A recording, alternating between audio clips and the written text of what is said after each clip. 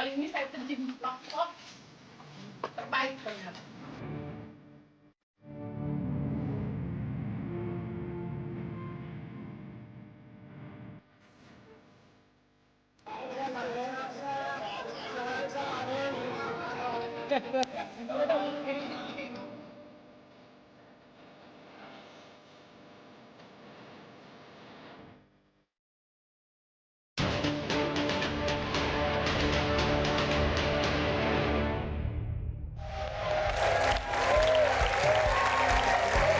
Terima kasih Anda masih di Rosi. Tema kita malam hari ini adalah saling serang di panggung politik. Silakan kirimkan komentar Anda. Hashtagnya adalah @kompastv. Mention @kompastv. Hashtagnya adalah Rosi Panggung Politik. Tadi sudah disinggung oleh Bung Adian soal hoax dari Ratna Sarumpait. Saat ini polisi sudah memeriksa kasus itu, ya. Jadi ini sudah masuk dalam kasus hukum.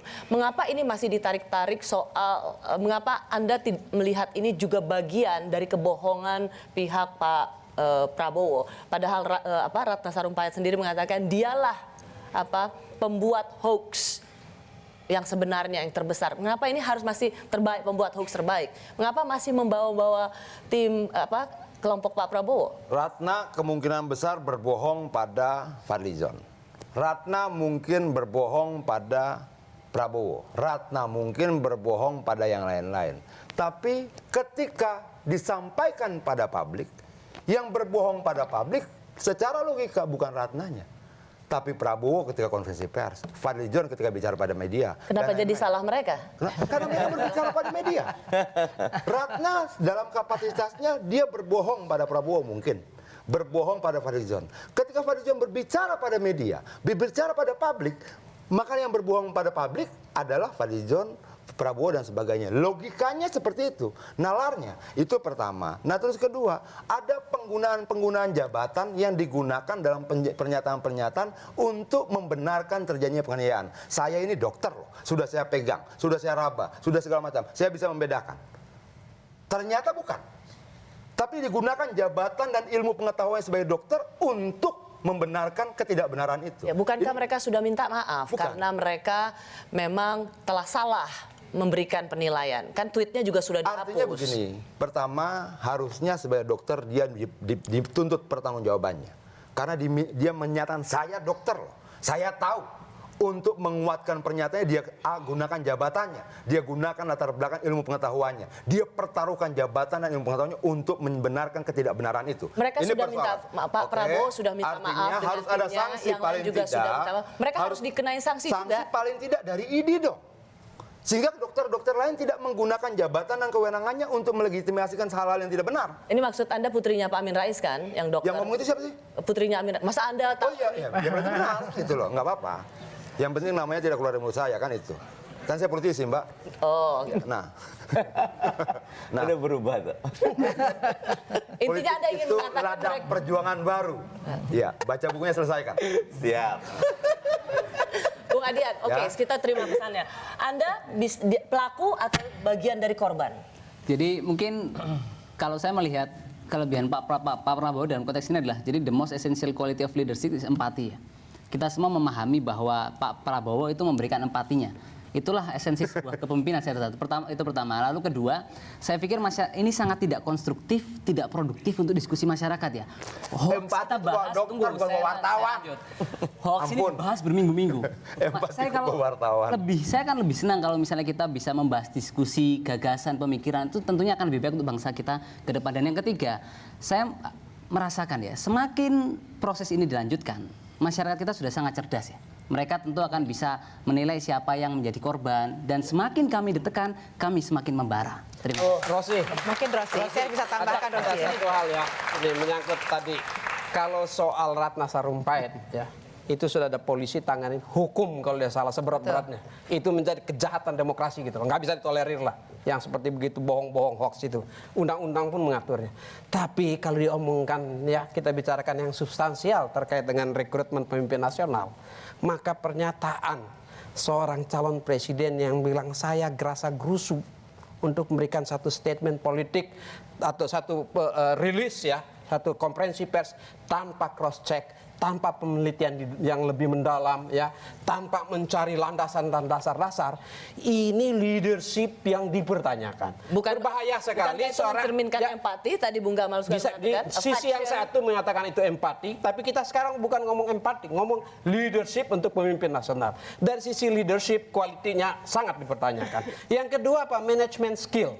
Kemampuannya untuk memanage satu situasi informasi tanpa cross check untuk seorang calon presiden berbahaya. Rossi bisa bayangkan ya, seorang kepala negara nanti kalau jadi kepala negara ya, mengambil keputusan kerasa gerusu, rusak nggak negara kita? Mungkin Rossi, pertama yang ingin saya katakan, pertama adalah seperti yang dikatakan oleh Gamal, itu seorang pemimpin yang sensitif. Makanya tadi saya mengatakan Game of Thrones itu tidak sensitif pada persoalan perempuan.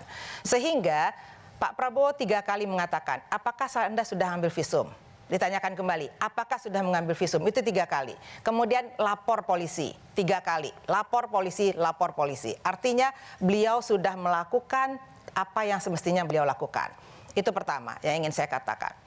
Yang kedua yang ingin saya katakan adalah sebetulnya sebagai hal-hal ini kan biasa. Dulu juga Pak Jokowi pernah ada menteri, seorang menteri Archandra dulu yang Archandra dulu yang juga melakukan hal yang sama. Toh kita nggak memperpanjang hak hek gitu loh ya. Berikutnya ada Afi dulu tuh ya, ada seorang pelajar gitu loh juga. Presiden loh, wajarnya mereka presiden loh ya. Ini masih capres, jadi konteks Archandra dan konteks Afi berbeda. Kalau saya kasih contoh apple to apple, jangan apple sama jeruk, nggak pas. Nah, pertama itu sangat apple to apple. Itu sangat apple to apple. Jangan kaburkan, jangan manipulasi masalah empati. Empati yang benar itu ada orang tabrakan, bawa korban ke rumah sakit. Yang saya perempuan loh, saya sangat jelas arti empati. Polisi, ini di rumah sakit nggak dibawa, polisi nggak dibawa, konferensi pers. Kosmetik Kok yang dibawa wartawan, apa hubungannya wartawan dengan luka? Apa hubungannya wartawan dengan penyidikan terhadap pelaku? Tidak ada. Artinya tujuannya bukan empati, tujuannya menciptakan panggung politik baru untuk mencari sebuah peristiwa di mana seolah-olah negara melakukan kekerasan. Ini tidak baik. Sudah tua, calon presiden, mantan jenderal, berbuat baiklah sama rakyat. Ini perbedaan antara politisi laki-laki yang dikatakan oleh beliau dengan saya, bahwa saya membutuhkan sebentar, saya membutuhkan pemimpin sebentar. Makanya saya katakan harus empati. Sebentar, Anda perempuan untuk berpolitik. Kalau begitu dengarkan saya. Kalau begitu dengarkan saya. Anda nggak pernah mendengarkan. Saya ingin mengatakan, saya mengatakan sekarang. Dalam konteks politik kita sama. Oke, sekarang kalau itu gilirannya Mbak Nana. Hati-hati loh politisi kok Yang ingin saya katakan bahwa Anda tadi mengatakan masalah sensitivity. Jadi bagi saya masalah sensitivity itu hal utama yang harus dimiliki oleh seorang pemimpin. Bagaimana beliau sensitif kepada ketika seorang perempuan melapor kepada beliau bahwa dia adalah korban kekerasan. Itu pertama. Dia harus sensitif. Makanya dengarkan saya dulu dong, Bung. Anda ngomong terus dari tadi. Oke. Jangan bias gender dong. Harus lebih sensitif. Ini sekarang udah bias gender nih, menekan untuk bicara. Saya harus bicara dulu. Sebentar, saya bicara dulu. Kita dalam ruang debat. Pertanyaan begini, bagaimana sesuatu yang Ini sensitif? bias gender ini bahaya. Bung Adian, stop. Bagaimana sifat affection, sensitif dan kemudian karena kan yang selalu digaungkan atau disebutkan ini perempuan seorang ibu 70 tahun begitu.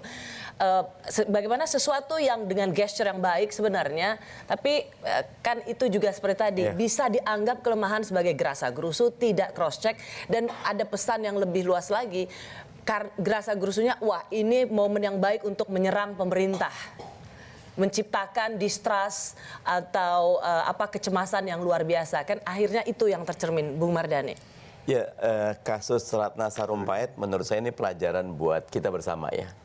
Buat tim Pak Prabowo pelajaran, buat timnya Pak Jokowi juga bisa diambil pelajaran betapa bahwa sebuah kondisi dapat dibentuk dengan situasi emosi yang tinggi dan kita mungkin pada saat itu tidak melakukan klarifikasi yang berlipat. Kalau Manana tadi menyampaikan, Terlalu bersemangat, Pak Prabowo itu udah nanya berkali-kali, visum kah segala macam. Saya tidak ingin menghakimi Kak Ratna Sarumpait ya, itu nanti sudah masuk proses hukum. Kita doakan beliau mempertanggungjawabkan itu dan tetap akan menjadi pejuang demokrasi yang tetap vokal. Ratna Sarumpait tetap bisa bersuara. Doa saya, karena seorang Sarumpait sudah punya kesalahan, tidak menutup bahwa dia tetap bisa menjadi orang yang baik. Kita doakan itu. Nah, tetapi ke depannya memang ini menjadi diskursus bersama betapa bahwa hoaks harus betul-betul kita jaga agar tidak wujud dalam panggung demokrasi ini. Pelajaran penting sesungguhnya ya, Ya bagi supaya kami Rosi ya, kalau soal Bung, kasihan. Boleh nggak Raja Juli dulu? Kasihan. Enggak, jadi seperti kata-kata teman-teman tadi, saya kira lesson learn-nya adalah kita harus memiliki kualitas kepemimpinan yang handal ya. Dan kenapa ini menjadi kebodohan sekaligus kebohongan kolektif? Karena memang ala bisa kena biasa. Fadlizon, Fahri Hamzah, Nemdem gitu ya. Itu memang terbiasa membuat sesuatu digoreng apa, Pak Jokowi memimpin sholat di Afghanistan, dibilang apa. Semua terbiasa dengan hal-hal yang remeh-temeh yang dimainkan, digoreng. Kalau ada keinginan ya, kalau ini betul-betul soal leadership, kalau ada keinginan untuk tabayun ya, coba ditanya, nggak susah kok membawa ke rumah sakit, di visum ya, ketimbang misalnya bawa wartawan gitu loh. Ya, Nah sama ini sekali lagi Pak, ini lesson learn sesungguhnya, pelajaran yang sangat baik buat semua para politisi dan tim kampanye.